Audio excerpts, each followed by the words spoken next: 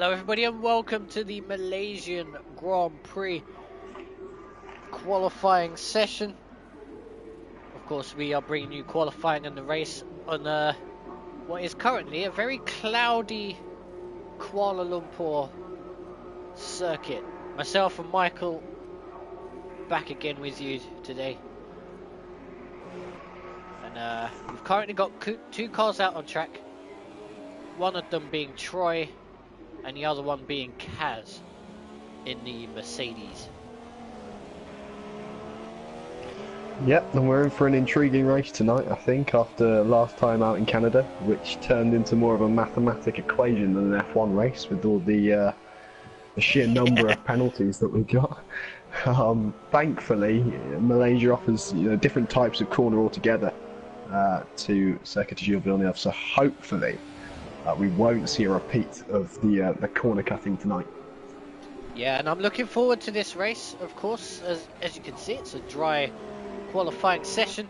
It may look very cloudy, but it's going to stay dry throughout. And the race, however, it's going to pour down at the start, and then apparently it's going to dry out towards the end. So that should be a very, very, very good one to watch. So do stick around for that, as we've got most of the cars out on their formation laps. Remember, you've got to get your tyres up to temperature. These Pirellis do work rather differently to most normal tyres, where you have to have a specific way of preparing them, as we've already got yellow flags out in sector 2, which are quickly cleared away. And as we ride on board with Kaz, he's going to start the first lap of qualifying. So Michael, if you wouldn't mind, take us for a lap of the Sepang International Circuit. Well, it's a driver's favourite to drive, really.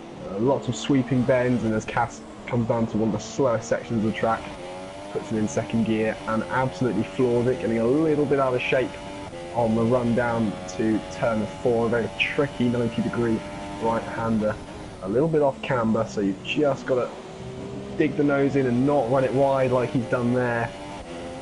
Will he continue around the lap? That was a fairly big mistake. Flat through turn 5, throw it into turn 6. He's chosen to stay in 7th, could cause a bit of understeer. It has. Now cuts into turn 7 and 8. Hold it in 5th gear, again running very wide, using all the track and more. As he pummels down into turn 9, down into 3rd gear. It's so difficult to get a power down up the hill. As you now throw it into this horrible, horrible right-hander. Another one that's off camber, but now 12 and 13. Flat for the first apex, flat for the second, and then you just pick your braking point. One of the hardest corners on the calendar. Swing the car back into the apex, launch it down the straight, get the DRS activated, and now, depending on what setup you run, maybe you'll see some people with the wet setup. You could be hurting down here. We break into the final corner. It's a fairly long run to the line as well, so it's important to get a good exit. And that is a lap of the Malaysian Grand Prix, and so far he goes pole. The first one's still out with a 32-3. Expect that to come down.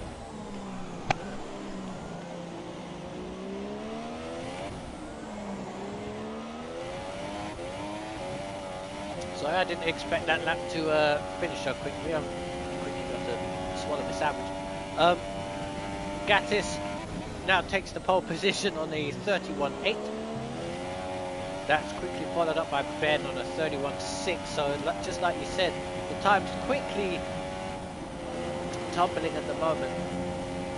Oh, as Kaz very nearly drops the car on his... it kind of looks like he's going for another lap, which is a little confusing if you ask me, but maybe some of the drivers feeling that as the race is going to start off with, they don't need to be saving their tyres as much, and they're going to do multiple runs perhaps on the same tyre rather than coming in and doing separate runs. Yeah, it's definitely worth it if you don't quite get the perfect run on your first lap. You're not going to be starting on these tyres if the forecast is correct, and it normally is. So it's important to just maximise the tyres as much as you can in this qualifying session, as Mitchell goes over the line with a 109 or 110. The game can't make its mind up because I got the little notification saying 109, but now it says 110. But I think the pole last season was Sean on a 131 109, so we've matched that already. So that's definitely looking good for the rest of this session, especially as the track is yet to fully rubber in. Yeah, and Sean obviously is one to look out for. He locks up the left front, somehow manages to get the front into the end of the apex, crosses the line, and he goes second on a 31.4. We also saw there Drew backing out of his lap and going back into the pits, so he obviously made a mistake somewhere out on his flying lap.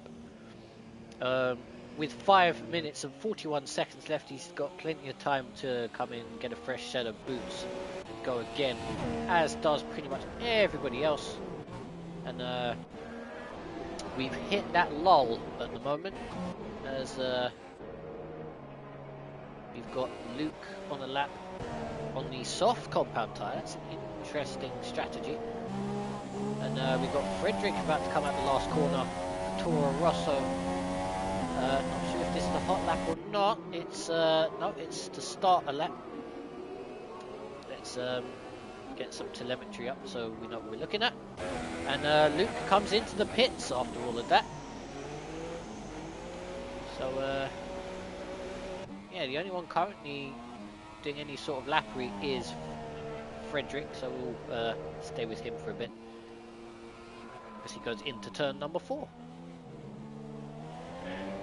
The initial times show a stark contrast to what we had in Canada. Of course, after the first set of runs there, we had around 5 people, all within a tenth of a second, and I think there was about 8 people within 2 tenths. So that was, I mean, obviously Canada's a much shorter track, less sort of margin for error really, is less places to make those mistakes, and Malaysia's such a difficult track, many sort of different lines you can take through these corners. They're long, they're not the sort of short apex type corners you might get that we saw at the last round. So totally different track, totally different challenge for the drivers, and that's reflecting in the time so far. It's really separated the men from the boys in that first run.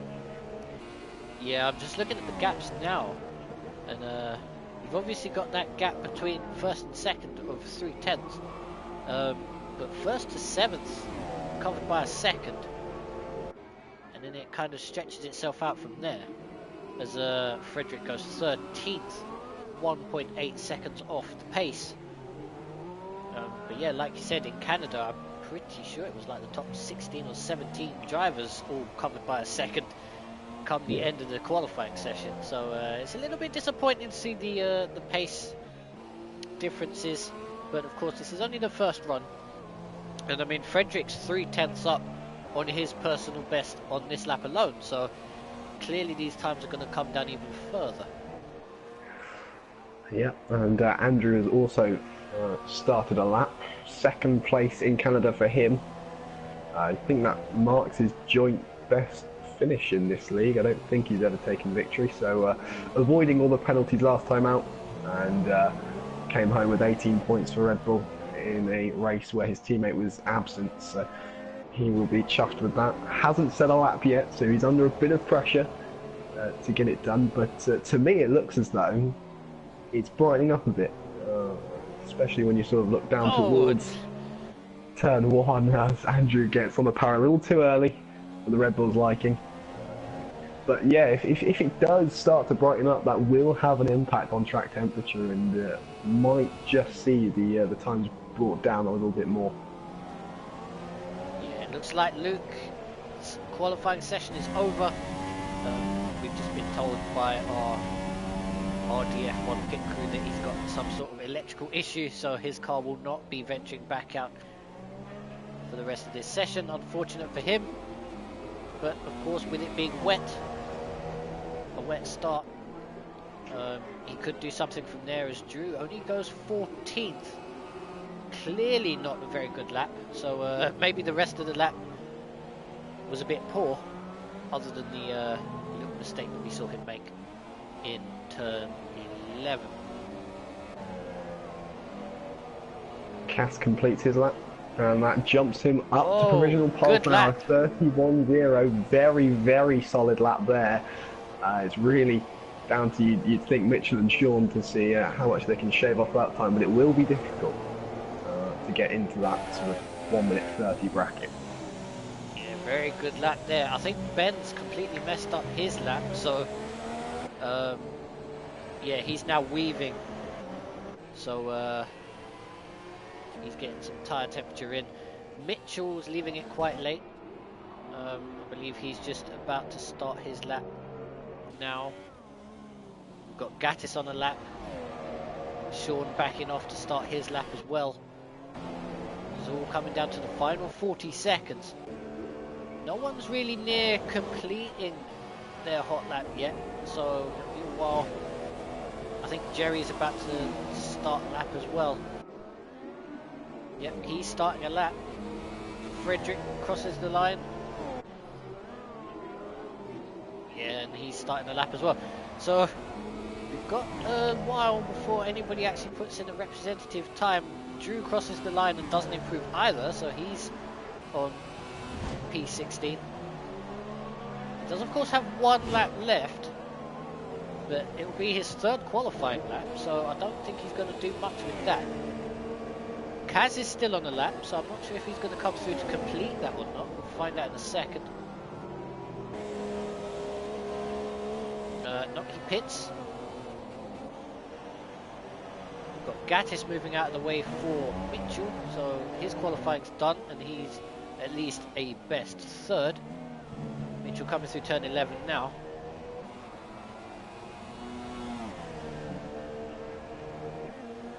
Got yellows in Sean's going to get sector blocked by the Toro Rosso.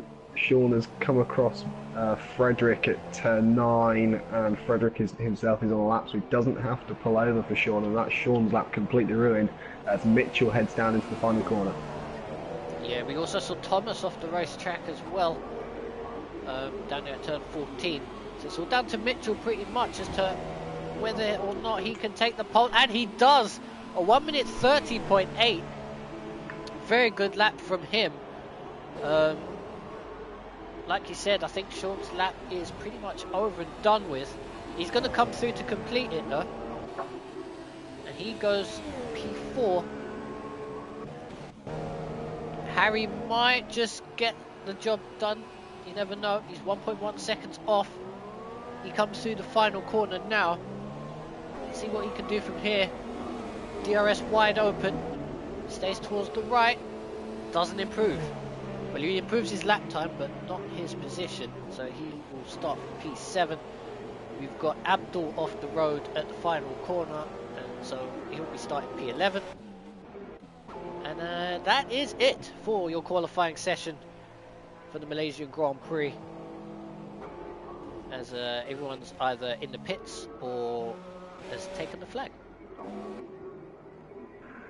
Yeah, very impressive lap from Mitchell. I wasn't sure if we would see anyone dip into the 1:30s, but he has done it and he's been rewarded with pole position. Cass on his return again, a very solid performance, and I'm really impressed with Gatis' lap there. Not the easiest circuit to be competitive on a pad as opposed to a wheel, and he's really getting to grips with no racing line now, and it's starting to show us some great performances. So P3 on the grid from him, very well deserved. Yeah, it's very good to see. The perseverance does of course pay off in this league, as quite a few people have decided to leave and stuff over the fact that racing line hasn't been brought into this season. But there we go, there's the grid. It did the gap did stretch out. It's now the top 10 covered by a second rather than the top 7, which is kind of interesting. Drew finishing up the qualifying session in 13th place, whole field covered by 2.2 seconds. And yeah, it'll be interesting to see just how wet this track will start off, whether it will be intermediate or full wet. And it's intermediates, and for some reason yeah. I've got All the cars We saw that. bouncing off each other in the pit lane. Not sure what that's about. Clearly some fantastic Codemasters-ness. Just waiting for worth mentioning, we've got Alex making his return to the league. He qualified P6. He is the only person in the league to be signed to an official esports team. He actually put pen to paper, and he's been outdone by 5 drivers. So I think maybe they got the wrong guy, and he will not like rain. Alex is notoriously poor in the wet, so he did very well last season to get P2 in a partially wet race. Can he repeat that now? Well, I do hope his team are watching this. We've got 4 lights, we've got 5 lights, and we are away in a very, very wet Malaysia Grand Prix. Everybody's off the line decently. We've got no stallers or anything.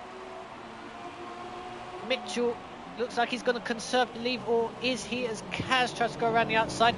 Mitchell slots into the lead. We've got Gatis trying to work his way up into second place, round the outside of Kaz. It'll be good if he gets that done. I think he has. I don't see any spinners in the background. Got some good side-by-side action as Sean moves his way up into third. We've got Toro Rosso off in the background. And we've got the Williams of Sean and Gatis banging wheels through turn number 4. They're still side by side through turn 5. Surely they're not going to go through turn 6 side by side. They do not. Gatis manages to take the second position, and Frederick obviously we've got the yellow flag somewhere. Yeah, Frederick's tried to go around the outside of both Jerry and Andrea at turn 5. And just run out of room. Jerry understeering. He sustained front wing damage at turn 1. So that could be his race over already. Yeah, that's unfortunate for him. We've got one of the Saubers looking up the inside of Abdul into turn number 10.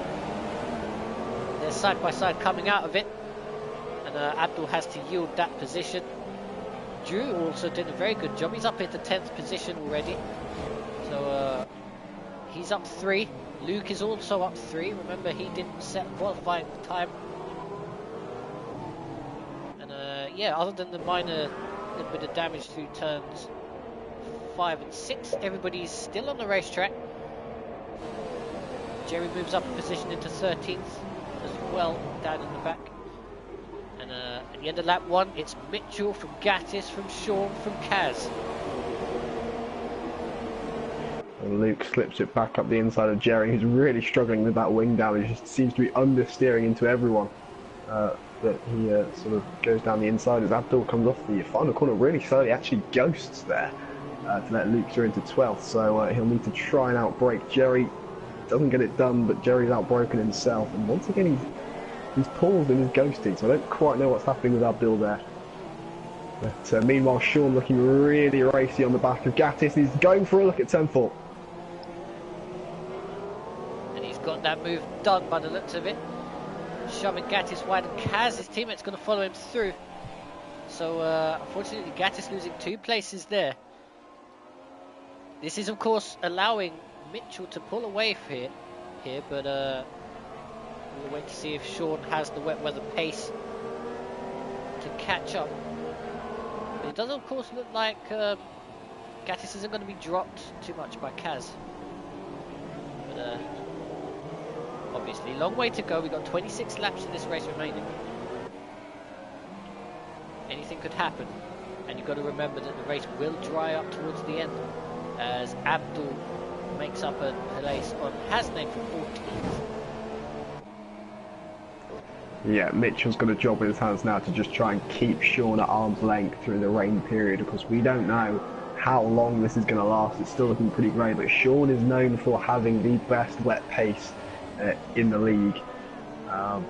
Normally utterly dominant in these conditions, so Mitchell will be fearing that, as I think maybe Brown's overcooked it. Turn 14 and loses 2 positions to Hasnain and Thomas, so something definitely not right there, but yes, Mitchell has definitely got a lot on now. Yeah, Abdul had a bit of a look down the inside of one of the other drivers as Jerry's in the pits, but yeah, ground, just went in a bit too hot, just like you said. Locked the rears up a little bit and slid wide, and that's why he is now lost 2 places. We've got Thomas on the back of Hasnate now for 13th place. And we've got some decent fighting throughout the field. Usually when it comes to wet races, they all seem to fall away from each other. But this time, which is very encouraging to see for the rest of the race, as Sean's already taken 3/10 out of Mitchell's lead. So like you said, his wet weather pace very good. And of course, Kaz following very closely behind. I wonder if there's going to be some team orders at play here, or if Kaz is going all out and going to try and pass Sean at some point. Yeah, Kaz looking very comfortable at this point. Of course, none of these drivers have done any practice in the intermediate conditions, so it's all about feeling out the conditions, and some drivers will just naturally pick them up quicker than others. It also looks like Andrea is sort of looking pretty racy behind Andrew in P11, so like I said, maybe Andrew just not quite getting up to speed as quickly as the rest of the drivers, as Ben is also having that issue. He's completely sideways at turn 14, spinning back onto the racing line, but does brilliantly to hold it, even if that does mean he loses 2 positions to Alex and Gerard. But yes, Ben definitely struggling at this early stage in these conditions. Yeah, you got to remember, because of the changeable conditions, it's going to be interesting to see who has set up their car for what. Because, yeah, of course it's going to dry out at some point. Maybe somebody's just gone with a bit of a drier setup. As Drew, with a very opportunistic move down there into turn 1, completely misses his braking point and just undoes all that good work that he's done. And Andrea is right back on the back of him now. Drew, of course, getting a bit overzealous. But just as I said, it depends who's gone for a slightly drier setup and whether the race is going to come to certain people or not. Some terrible driving going on down in P15. I think Frederick's really not getting to grips with these conditions, and there was just lots of argy-bargy with Abdul, and it's meant that Abdul's been forced off the track. Frederick then outbrakes himself at turn 4, so he's clearly just not quite getting the feel for the car at this stage. Yeah, it does look like the rain has actually lifted just a little bit, unless it's just my screen playing up a little bit. But it does look to be drying slightly. Frederick losing a lot of time now. Obviously hasn't got his water wings on. And Jerry closing it down quite quickly. Looking at the inside of Troy into turn 14. Can't get it done there, but will have a big slipstream down to the final corner. He's having a look down the inside. Remember, DRS obviously not active in the rain. Has a look down the inside, can't get it done. Of course, we do have another kilometre straight in which he can have a go. As Sean just reeling off fastest lap after fastest lap, trying to close up to the lead. Hasn't done so yet, and there's a dive down the inside from Harry. Does he get it done, or does he do a Drew? They're still side by side into turn 2. A little bit of wheel bang in there. But they're still on the racetrack, and they're still side by side on the run through turn 3. I think Harry's just got the overlap. He's going to go defensive just to make sure that Troy doesn't come back at him, which he does. Around the outside through turn 4, and yeah, Troy gets a little squeezed out. So Harry up into 5th position, and he's got a 3-second gap in which he now has to overcome if he wants to gain any more places. Yeah, he did really well to get the traction down out of 2. To fight with Troy on the run down to turn 4 and get that move done. But as we're looking at it now, I think Cass is just being dropped by Sean. Sean is really starting to show who's boss in these conditions. And a little mistake there as he runs through turn 11, but overall looking very racy. And Gatis as well, he's keeping pace with the leaders very, very well. And if anything, looking like he could go for a move on Cass, who's just dipped his left rear onto the curb on entry, catches it, but Gatis unable to benefit there, having to back out of it completely. Oh, he's had a big slide. Not got any rear end on that. Can Gatis make the move into the final corner? This pretty much looks like a done deal, unless Gatis drives it off the road. He doesn't. Side by side through the final corner, gives Kaz enough room to get his car around the track and not on the grass. Dips back into the slipstream. Kaz going very defensive down the pit straight. Forces Gatis around the outside. Of course, the next corner is a left-hander. So, unless they have contact, which they do not, he might have got through there, but he does not. But he's going to dip in for another dose of slipstream down into turn 4. Can't get the move done. We've also got a move down the back there for Harry and Troy going side by side through turn 4. Some more wheel banging, but Harry's going to wrestle that position back off of Troy. That's a battle to keep an eye on for the rest of the race by the looks of it. Yeah, both those two looking feisty at this stage and going wheel to wheel. What is noticeable is that despite this fighting, Alex isn't really gaining on them and is showing his weakness in the wet conditions. Gerard actually looking fairly comfortable in the hats at this point. So, yes, despite Alex, you know, he looks a lot faster than Ben and he'll be happy that he's got him out of the way. He's not altogether comfortable at the moment. But yeah, Troy hounding the back of Harry. This is a great little fight for P5. Yeah, I'm almost inclined to think that Troy might have a little bit more wing on the car than Harry. Just by the way that he's able to keep the car in check through these long sweeping corners, which you would normally understeer straight off the road with. He lost a little bit of time there with a bit of a bad exit, but he gets through all right. Sean and Mitchell trading fastest laps again. Sean's lost a bit of time there, 1.3 seconds, which certainly wasn't the 0.4 of a second it was a few laps ago. Yeah, he made a mistake on the last lap, I think, sort of in the middle sector, which dropped him about a second off Mitchell, but he's already started closing in that gap. But, I think Mitchell's actually putting up more of a fight than I thought he would. I thought Sean would be totally unstoppable, but Mitchell's showing really good pace.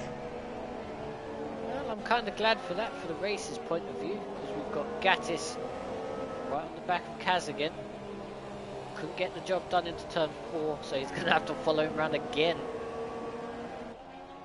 Maybe try and line him up for a move into turn 9, which I haven't seen many people do. No, it's a risky one to dive bomb. Obviously it's a little bit downhill, so you've got to get the braking just right if you want to pull off a move, or risk taking both yourself and the other driver out. But another little fight that's forming is the fight for 11th. Andrea getting a bit out of shape over the last couple of laps, and Luke is looking fairly hungry for that 11th position. Yeah, I was going to say it's been a while since I've driven in the wet in this game. I can't imagine the intermediates would be going off particularly much at this point. We're only 7 laps in to a 28 lap race. As Gatis is shaping up another run at Kaz down into the final corner. Can't get it done, so he's going to try turn 1. Kaz running a little wide. That might actually give Gatis a bit more of a run at him than he would have wanted. Again, thinks better of it. He's waiting for turn 4, which actually seems to be the place of choice for people to pass as Drew hits.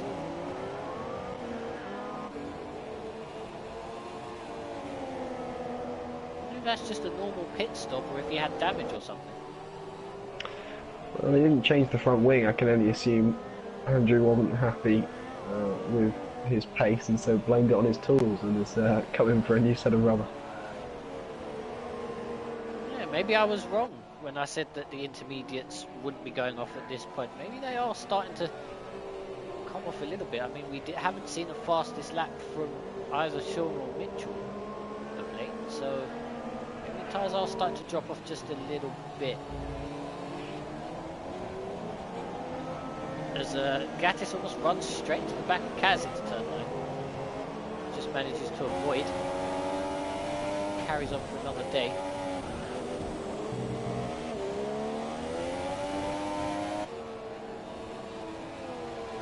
be interesting come the end of the rain period to see what Drew's strategy plays out. Because of course his tyres will be in a slightly better condition than everybody else's when it does come to dry up.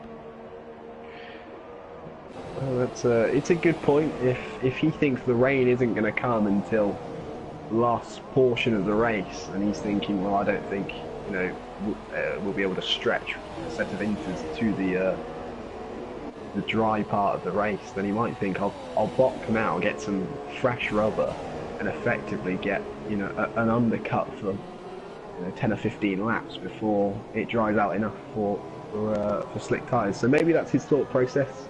I doubt they'd be going off now, especially that no one else seems to be pitting. The intermediates normally look to last around half the race. I think at some tracks they'll last the whole race, but it really depends. They're so sensitive to how you handle them, and some people will take the inters much further than anyone else can. I think we saw a couple of seasons ago Mikey and Mitchell at Italy take a set of inters the whole race, whilst I personally was almost getting a puncture on lap 12. So it's very much who can serve them the best, especially when you don't know when the rain's going to stop.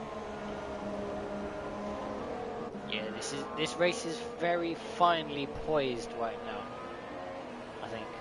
So, I mean, we've got some pretty decent fighting as well. We've got Luke still trying to get past Andrea. Hasn't been able to get the job done yet. And neither is anyone else. So maybe they're all just sort of biding their time, maybe to see if the track dries out a little bit more. See if they can gamble their way into a higher position rather than risking it with an overtake. I don't know if I personally would take that particular strategy, given the fact that, like you said, as Kaz pits, but yeah, maybe the tyres aren't going off, because I mean, Mitchell and Sean have both set fastest laps of the race the last 2 laps, so there's obviously a lot of pace with their tyres. Maybe not with others. There's somebody else I think darted into the pits in the background. It was Hasnane in 12th position, so he's going to get a new set of intermediates. Kaz comes out of the pits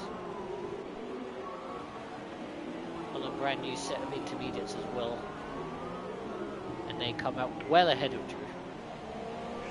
Yeah, the only information these drivers have to go on is their race engineer, and you just don't know. Okay, the rain might be stopping in 15 minutes, that might be the message they're getting, and in that case they're thinking, right, these inters just aren't going to last that long, we're going to have to pit anyway, let's pit now.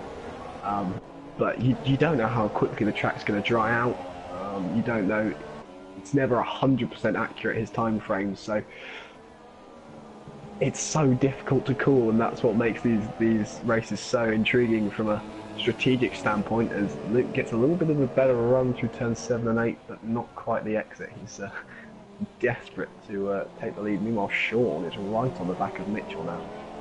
Yeah, I was just going to say, he's closed right up. So I'm not sure if he's just picked up the pace or if Mitchell's made a mistake. He's going to be under a lot of pressure now. Kaz running slightly more. Sean pits. So maybe he's going to try and force an undercut from Mitchell. Or maybe he just thought that maybe Kaz's undercut may put him out of position.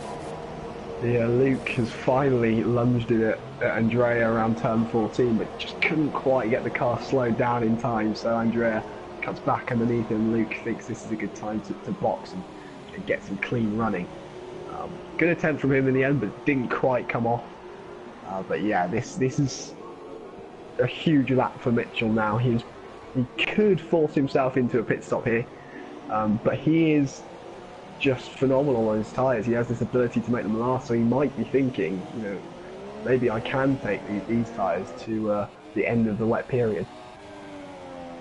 Yeah, because of course, if you do that, then you've only got one stop to make, as will everybody else that hasn't stopped yet.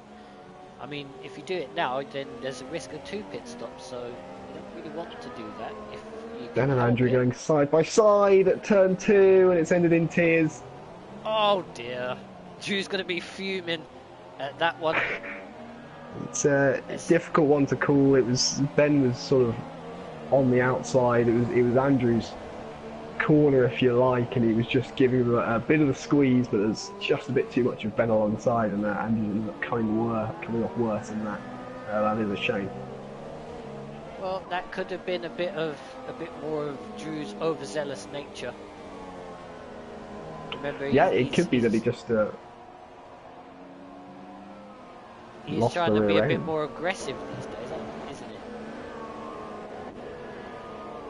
it? As Mitchell pits, so this is going to be very interesting to see where he comes out in regards to Sean. Gatis also pits from the second position, so that boosts Harry up a place. Troy's going to go up a place as well. I've got my eyes on Sean. He comes out the final corner. No idea where Mitchell is at the moment. Mitchell just coming out of the pits now. This is going to be very close. And I think Sean has got it. Sean has got the lead of the race. Effectively, when the others stop, of course. So that was good to get the pit stop out of the way. And yeah, he's taken the lead because of it.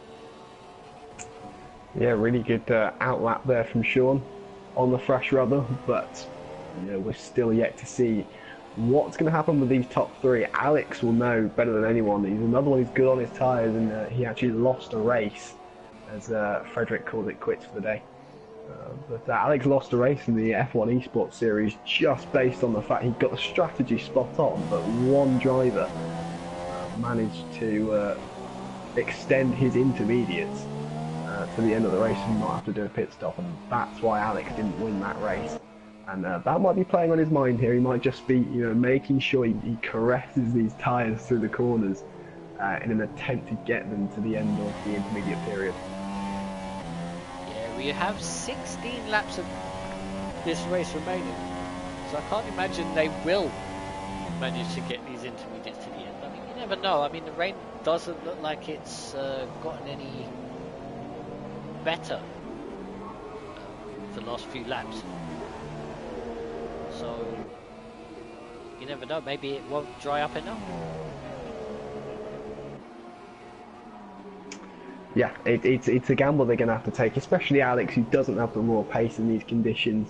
Harry and Troy as well.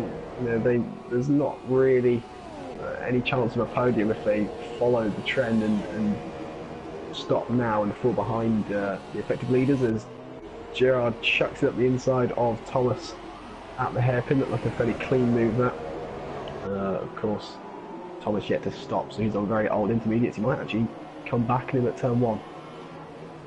Down inside he goes, as I've pressed the wrong button. Side by side they go through turn 1.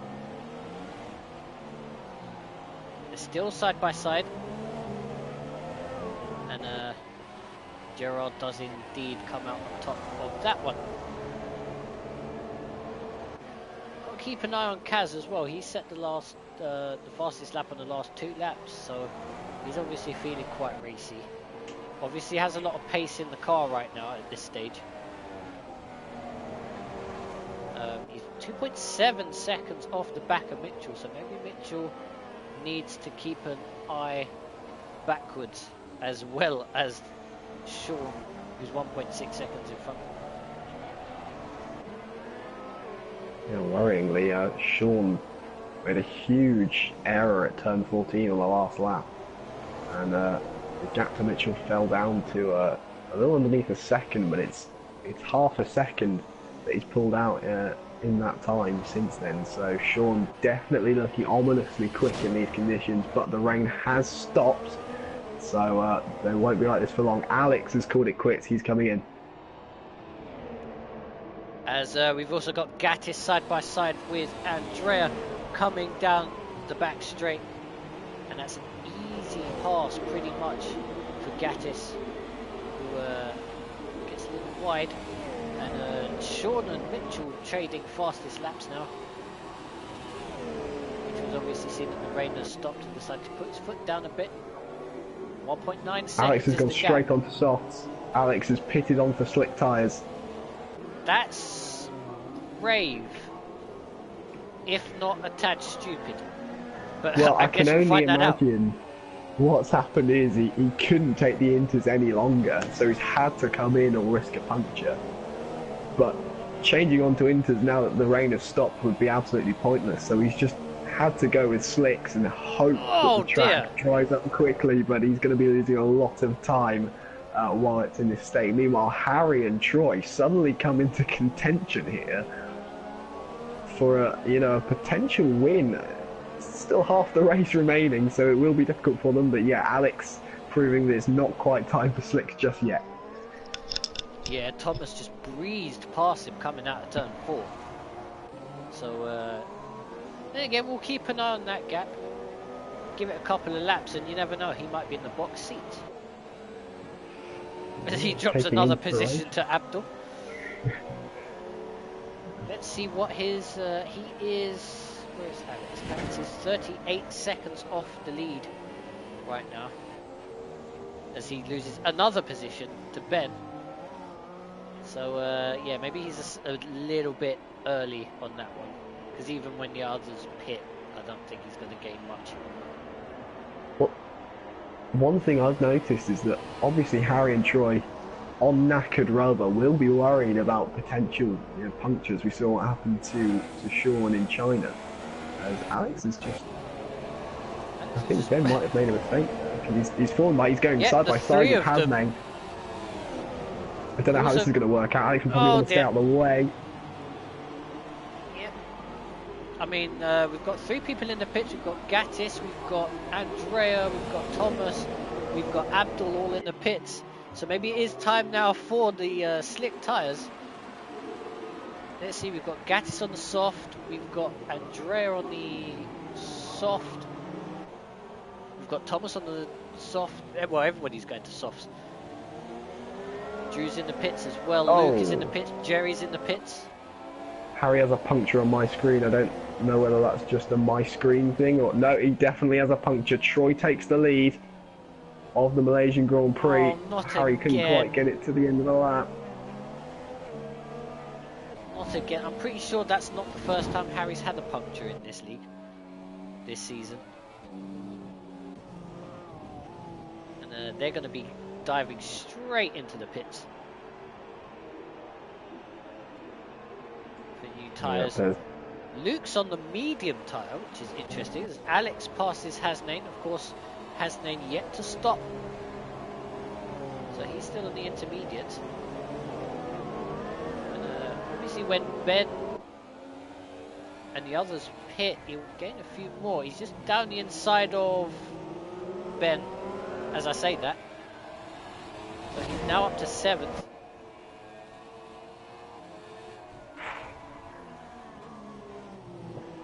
We'll see how much time Alex has lost in that rainy period. But I mean, if he's managed to sort of even it out, then he's very much in contention for the win here. His drive pace is, historically fairly decent.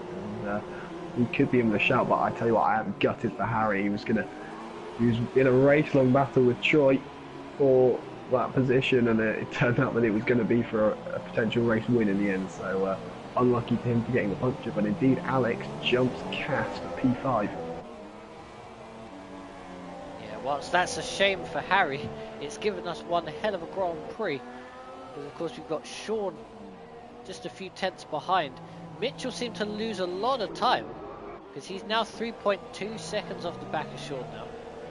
I don't know what happened on the way into the pits, but he's clearly lost a lot of time. Drew back up to 11th place as Ben and Hasnain come out the pits. We've got Kaz trying to close up to the back of Alex. We've got Andrea on the back of Gerard, further down the field for 8th position.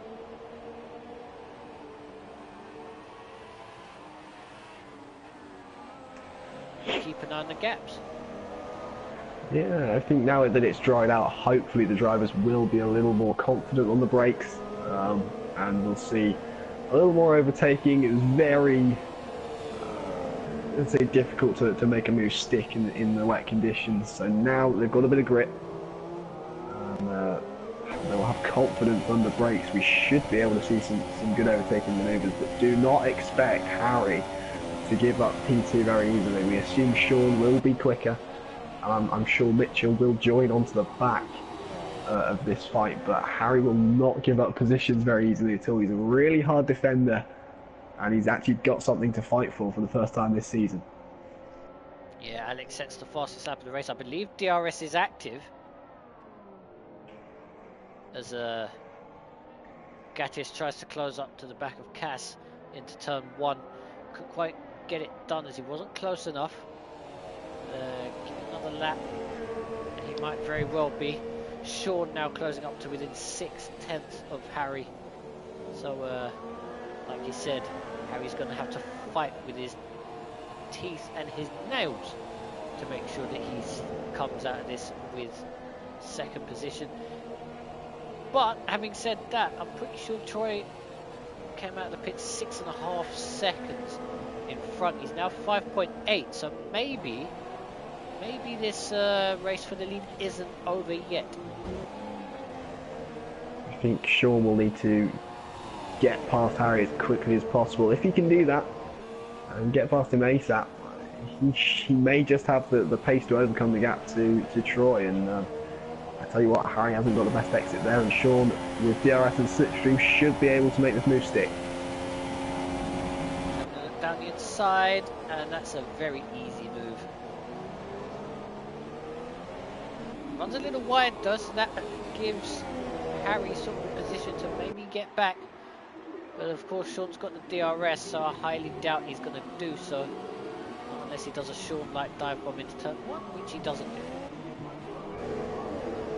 do. Cass might be sizing up Alex as well into turn 1. I think's better of it, so that could be a really good fight for P5. Cass has come on leaps and bounds in pace since last season, and he's looking really racy on the back of that Williams. Gatis as well has been very competitive this race, so we've got lots of good little battles developing throughout the top 10 here, and it should be a cracking last 10 laps to this race. Yeah, I can't help but feel that Drew's going to be a little bit disappointed with his performance in this race. 4.3 seconds off of a point, so we'll keep an eye on that. I know he was very disappointed with his qualifying, having qualified in 16th position or 13th or something. Not where he would have wanted to be after his second position in Canada, but yeah, you can't win them all. Yeah, Andrew qualifying 13th wasn't what he wanted, never really hooked up a lap, and of course his incident with Ben sort of ended his chance of a decent result here. But Cass is hounding the back of Alex now. This looks like it will be the next passing position. I tell you what, Harry stuck within a second of Sean. I thought Sean would pull away a little bit quicker, but Harry showed really decent pace on this lap. He's got DRS, and I tell you what, Sean's now within 5 seconds of Troy. So as Cass gets ever closer to Alex, the race for the lead is hotting up. Yeah, the gap, like I said, it started off as 6.5 seconds. It's now 4.9 as Kaz with the DRS tries to go around the outside into turn 1. More wheel banging. And has to concede. Horrible camera angle, so can't really get much of the action. He's now right on board with Kaz down into turn 4. He's going to have a look. He's certainly having a look, but isn't close enough.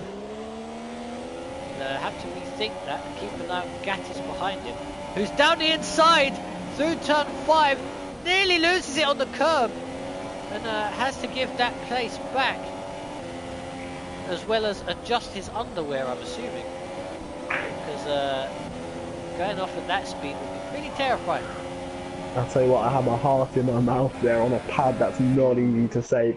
Fantastic car control from Gatis, and what would have been an absolutely sensational move. No one thinks to look up the inside of turn 5, and he got a good exit. He saw that Cass had sort of had a half-hearted look at Alex, got the traction down and put himself in a position to take that place. So almost a wonderful move from Gatis as we get our first corner cutting penalty of the evening, and it's taken 18 laps. So I think we've done pretty well tonight. I wouldn't have thought that would be a thing at this racetrack. That double apex right-hander of turns 7 and 8. Cass is backwards. Cass is backwards on the straight. There's been an incident, maybe he's just tried to throw it down the inside of Alex and there's been contact, but definitely on the exit of the final corner, Cass was tipped around and he's got front wing damage. Yeah, that would pretty much sum that up. I was going to say maybe he dropped it on the curb, but look at the front wing damage, I would say otherwise. I don't think there's any other damage to any cars, so yeah, I don't see any other damage to the cars he was with, so clearly made that mistake as Mitchell's closing up to the back of Harry now for third position. Harry now dropped off the back of Sean, gap now 1.6.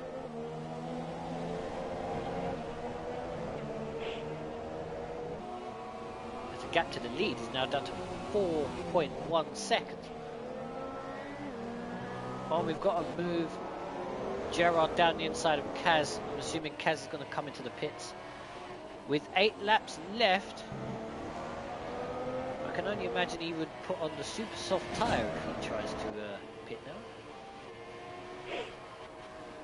Although, come to think of it, I don't know if that would last that long. As Mitchell's attacking for third. Harry leaves him the door wide open and Mitchell drives straight through it and takes that third place. Yeah, now we've got a race on. I've seen Sean make a few errors in this race, just on the odd lap, running in a bit deep and losing some time, so it's definitely not been vintage Sean. Not been the robot that we are sometimes used to in terms of his pace. So Mitchell does definitely have a chance, especially if Sean catches Troy sort of with a couple laps remaining. I have no doubt in my mind that Mitchell will do everything he can to close the gap and cause some problems for Sean as the race comes to a close. Can they catch him in time though? That is the question. Only 7 laps remaining. Yeah, we've also got Abdul attacking the back of Hasnain down in 12th place. Kaz, unfortunately, is going to come out of this last of our runners. He does pit for the soft tyre to the end of the race.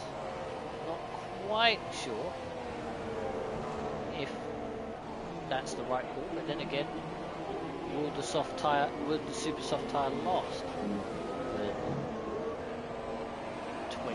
for 7 laps? I think it should do. He shouldn't have any problem lasting that amount of time, and he'll be able to get the irrelevant award of fastest lap, which Mitchell takes. Oh, he's gone onto the soft, I think. Okay, well, I'm not sure why he would do that.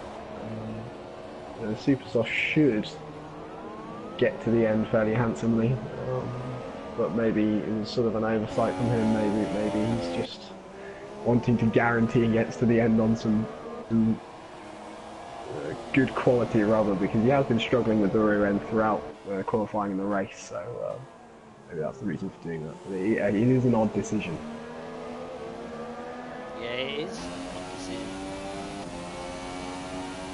As Jerry is closing up to the back of Luke with the DRS, he has a look into the final corner. Does he get the car stopped? Just about. And he wrestles 14th position off of Luke, or does he? Because Luke's tucked right up in his slipstream. Has a look down into turn 1.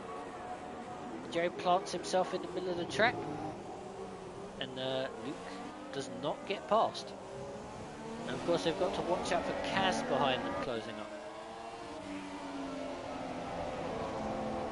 And as I say, as I talk about closing up, the gap in the lead is 2.6 seconds, with Mitchell 1.1 seconds off the back of Sean. So that's 7/10 I'm pretty sure has been gained in the last couple of laps. So this race for the lead is back on. Yeah, I tell you what, I think in dry conditions, Mitchell's the fastest man on the circuit. You only need to look at his fastest lap and see that he's 3.5 tenths faster than Sean. And obviously, you know, he was the pole sitter in the dry qualifying session. So Mitchell looking really racy, and of course Sean is catching up to Troy. He's looking for his first race department win, but it must be such a horrible feeling knowing that the two fastest guys on circuit are breathing down your neck with only 5 laps to go. Mitchell has to make a decision, really. If he gets too close to Sean and thinks about making a move, maybe he'll have to wait and just sort of work with Sean to catch Troy, and then that fighting with Sean might mean that they just can't catch the leader. So he's got to make a decision. Does he want second place, or does he want a chance at the win? That's a very, very important decision. One thing he has to do though is try and at least get within the DRS zone. He's tantalizingly close at the moment. Now he's within that second, so at least that's going to help him a little bit more to catch up. Sean's going to have to put his foot down because he's not gaining as much as he was on the race lead. Gap now just 2 seconds. He does of course have a few laps. Hasnane is the second man to go into the naughty book. Sean has one hell of a slide coming out of the last corner. DRS wide open for Mitchell. Got 4 laps of this race remaining, but the gap between second and third is now 6 tenths. I've been really impressed with Harry's pace in this final stint. He hasn't really put any time into practicing for this race, and yet holding his own, not falling back too far from Mitchell and Sean, and he's put himself in a really good position. If there is an error, if there is a bit of contact up ahead, as we get into those frantic final few laps, Harry is perfectly poised to gain from that. He'll be disappointed that he got a puncture and it's taken him out of that track position, but he will be hoping that there are some issues up ahead that he can take advantage of. Cass sets the fastest lap of the race of a 33.8. Of course his tyres are significantly less worn than the others. Mitchell looks to have fallen out of the DRS zone, made a little mistake coming out of turns 7 and 8. He's going to want to put his head down and get that DRS back, otherwise he's going to run out of laps to attack.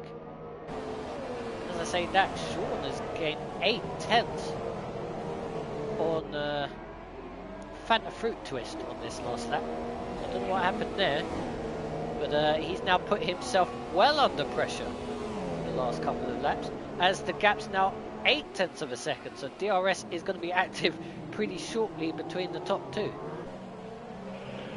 Yeah, and one thing Sean has made an error on is his fuel. He's got the least amount of fuel of the top 4.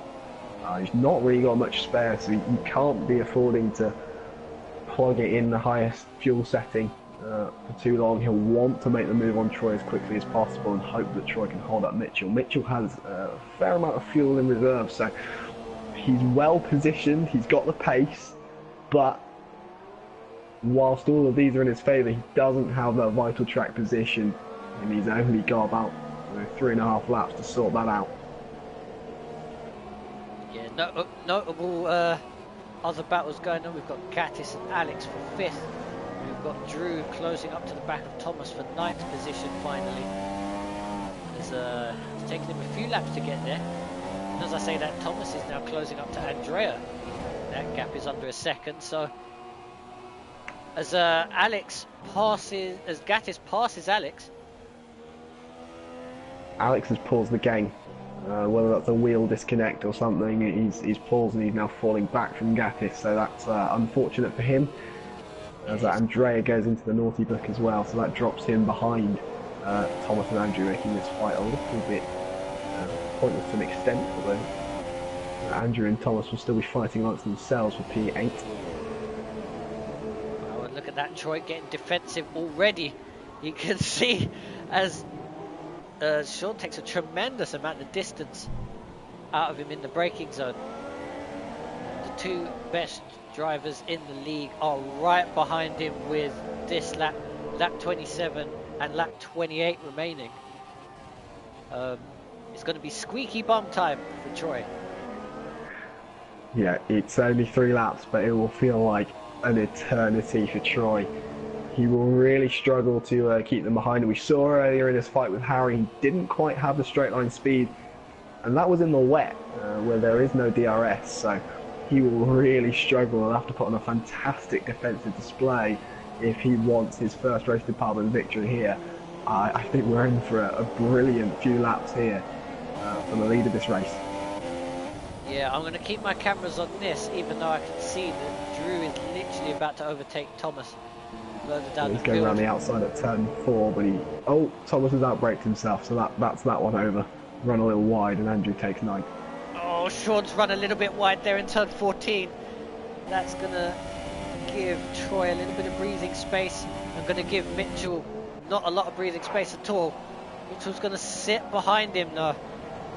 Just like you said, they've sort of got to work together, at least for the next couple of laps, to at least try and attack Troy. Because if they start attacking each other now, they're just going to take themselves out of the victory. Mitchell down the inside, though, having a look as Sean has a look down the inside of Troy as well into turn 1. Turn 4 is going to be a little tasty. Although, like you said, Sean hasn't really got the fuel reserves that the others do. Troy's going defensive down that straight, but puts himself back on the racing line as Mitchell almost runs into the back of Sean as we have 2 laps remaining.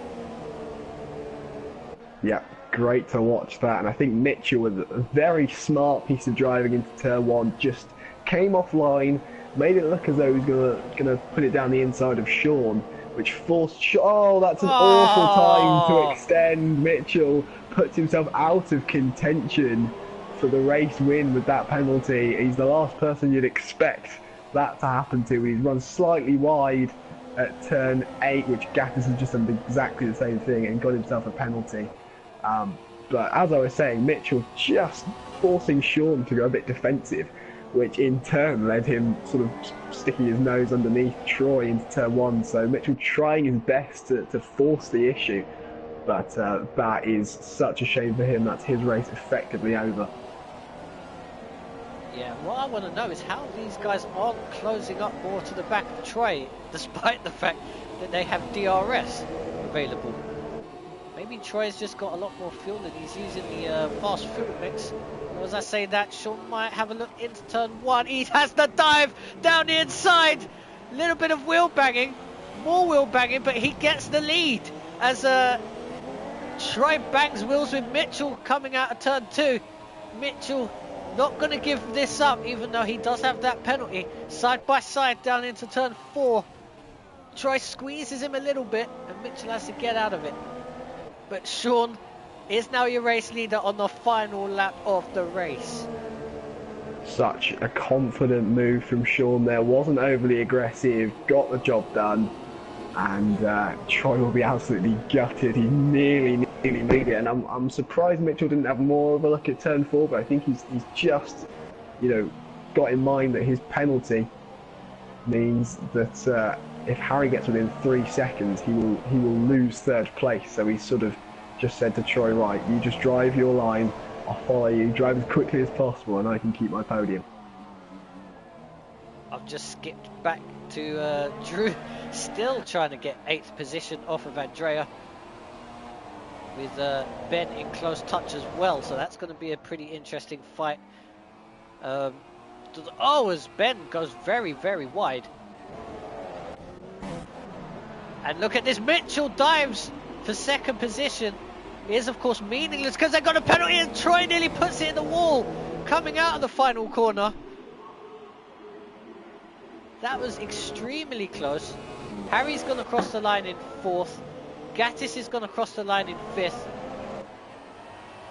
Alex should cross it in 6th. Gerard in 7th. And then who is going to take these last couple of points places?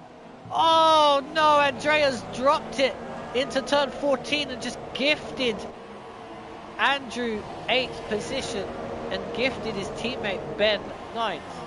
He'll be absolutely kicking himself right now. Yeah, he did already have a 3-second penalty, so I don't think it's made too much of a difference. He'll drop to 11th. Unfortunately, I mean, the Swiss driver was having a fantastic race running in P8. He is quite angry with himself, as it turns out. That's P11 for him. It's so unfortunate, but yeah, he was having a really solid race today. Good return to form from him. But, I mean, what a laugh that was. Can you imagine if Mitchell didn't pick up that penalty? That run to the line with Troy would have been for position, and what an end to the race that was. Sean takes the victory, and rightly so, and Harry couldn't quite get close enough to Mitchell for P3, but what a race that turned out to be. Yeah, you have to I have to commend all of these drivers. They are utterly brilliant, and you've got to love wet to dry races or dry to wet races. Always brings variables into it, and Sean somehow managing to come away with the victory to extend his championship lead. He's on a massive roll currently.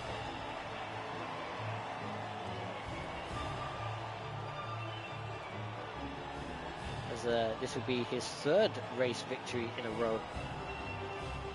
And of course, that means the 5th race victory overall this season. And there you have it, Sean from Troy. Mitchell taking himself out of 2nd position, giving himself that penalty. Remember, he stopped twice. Harry with 4th, Alex with 5th, Gatis in 6th, Gerard in 7th, Drew in 8th, Ben in 9th, Thomas in 10th, and unfortunately for Andrea, he's 11th. Hasnan in 12th, Kaz 13th with his issue, Abdul in 14th, Jer in 15th, Luke in 16th, and our one and only DNF was Frederick in the Toro Rosso. I've got to say, superb drive from your top 3, your top 4 even, and a great move there by Sean to take the lead.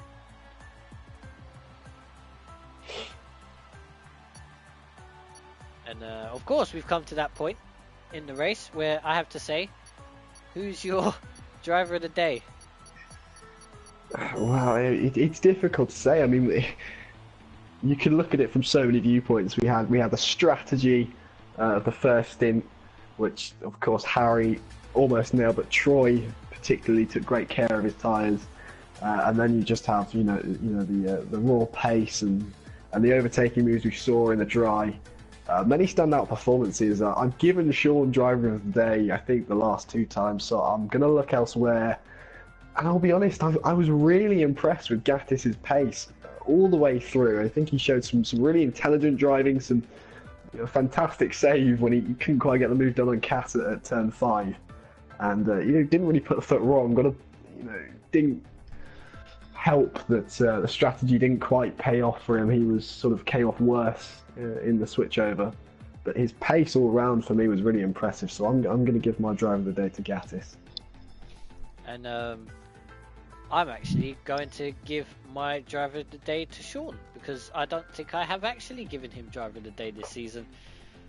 So I'm going to give it to him, because that move into turn 1 was superb.